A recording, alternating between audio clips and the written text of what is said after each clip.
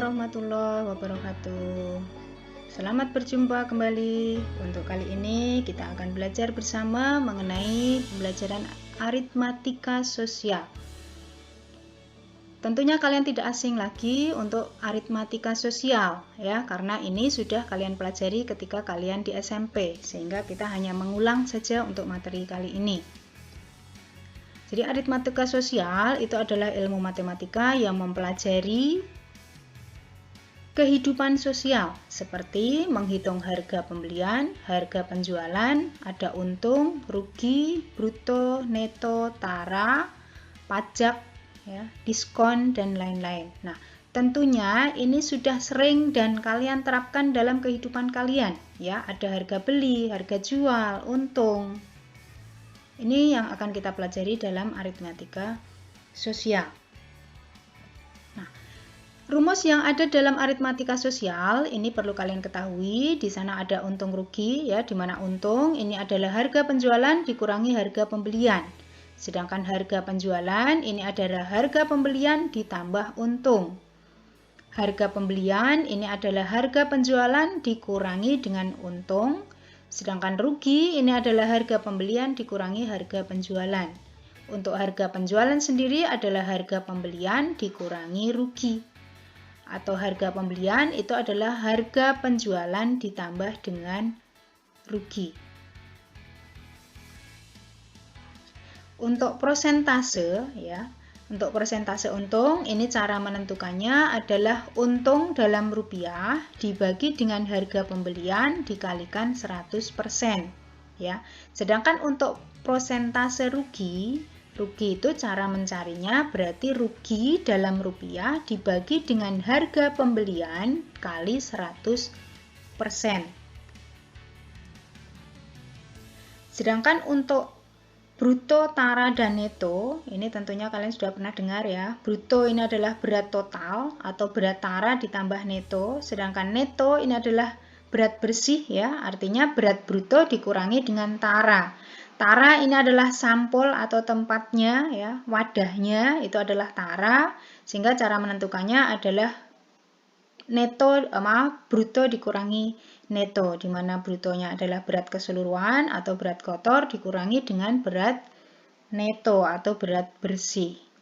Nah, untuk bunga, ya, bunga dalam keseharian ini adalah bunga harian, ada bunga tunggal atau bunga tahunan, ya, ini biasa yang diberikan oleh bank jika kalian menabung.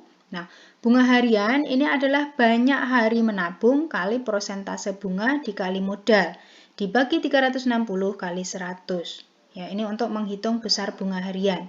Kalau besar bunga per bulan, ini adalah banyak bulan menabung, ya. Jadi lamanya menabung dikalikan persentase bunga kali modal dibagi 12.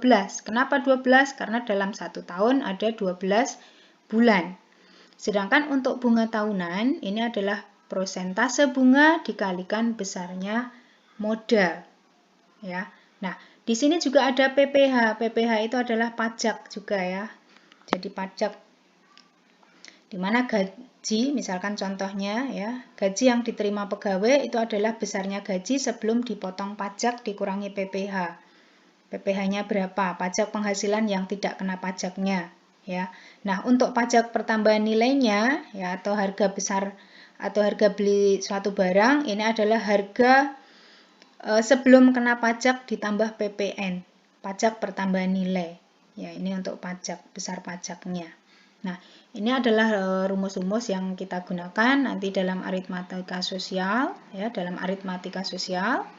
Dan tentunya kalian sudah sering mendengar dan tidak asing ya untuk kalimat-kalimat ini. Nah, untuk lebih jelasnya kalian perhatikan contoh soal berikut. Contoh nomor 1. Nah, di sini seorang pedagang membeli 10 buah semangka. Ia membayar dengan 2 lembar uang 100 ribuan dan mendapat uang kembalian sebesar 30 ribu. Tentukan harga pembelian seluruhnya. Yang kedua, tentukan harga pembelian tiap buah. Dan yang ketiga, jika pedagang tersebut hanya akan membeli 7 buah semangka, berapa ia harus membayar? Nah, Kalau dalam soal cerita di sini perlu kalian pahami apa yang ada di sana yang diketahui sehingga nanti kalian akan mudah dalam menyelesaikan soal. Nah, dari soal di sana itu diketahui harga pembelian. Tadi harga pembelian ya mempunyai uang 2 lembar ratusan, itu artinya 2 kali 100 ya, dikurangi 30 karena di sini tadi dia mendapat kembalian 30.000. Sehingga harga pembeliannya di sana 170.000.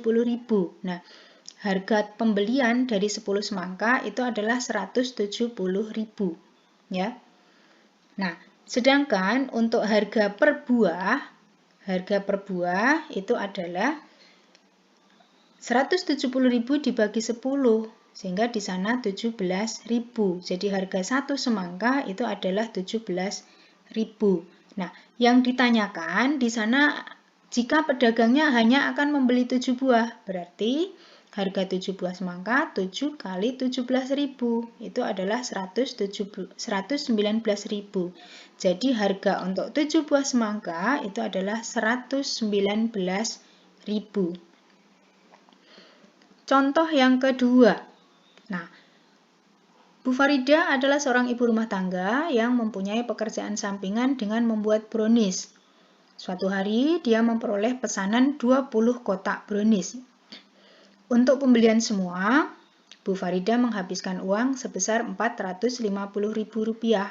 Kemudian dari hasil penjualan 20 kotak, Bu Farida mendapat uang Rp600.000.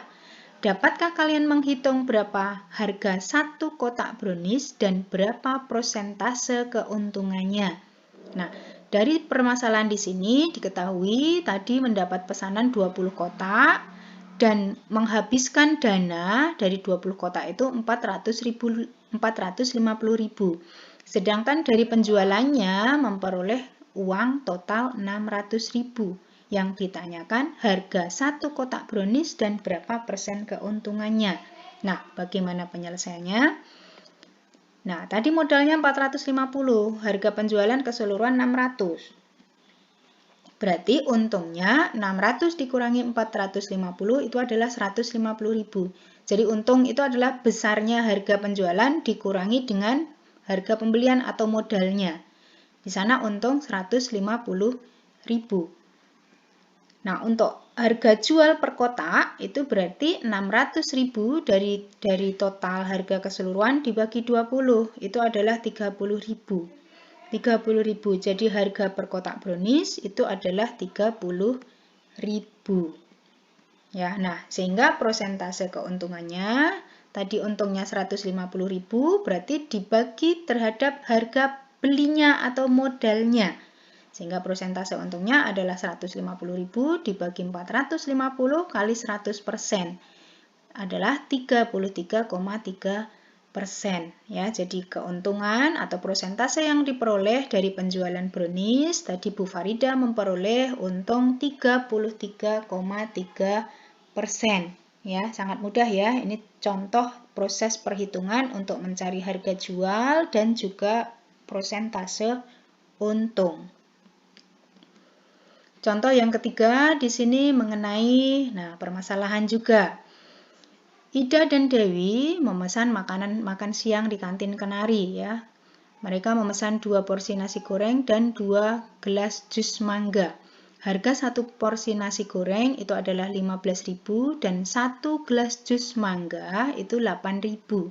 Jika makanan tersebut dikenakan pajak dan dibebankan kepada pembeli sebesar 5%, berapa total pembayaran makanan mereka? Nah, di sana kita ketahui total pembelian, jadi total belanjaannya. Ya, itu tadi kan 2 orang, berarti 2 kali 15.000 karena memesan 2 porsi nasi goreng dan 2 porsi jus, berarti 2 kali 8.000. Nah, totalnya adalah 30.000 ditambah 16.000, 46.000. Jadi total pembelian, total belanjanya itu adalah 46.000. Nah, tetapi karena di sana ada pajak 5%, ya, ada pajak 5%, berarti kita cari besar pajaknya. Nah, total pajak atau pajak pembelian itu dihitung dari total pembelian kali besar pajak, di mana total pembeliannya itu adalah 46.000 Dan pajaknya adalah 5%, sehingga 46 kali 5%. 46.000 kali 5% itu adalah 2.300. Nah, sehingga total yang harus dibayarkan dari Ida dan Dewi tadi yang makan di kantin Kenari itu adalah total pembelian ditambah pajak pembelian. Nah, pajaknya harga pembeliannya 46.000, pajaknya 2.300, sehingga yang harus dibayar itu adalah Rp48.300. Nah, mudah bukan untuk menentukan harga pembelian maupun pajak pembelian. Contoh yang keempat, nah di sini juga masih berkaitan dengan pajak. Contohnya seperti ini ya, jika Pak Ali setiap bulan wajib membayar pajak 15% dari gajinya. Gaji Pak Ali itu adalah 3 juta per bulan ya, 3 juta rupiah per bulan.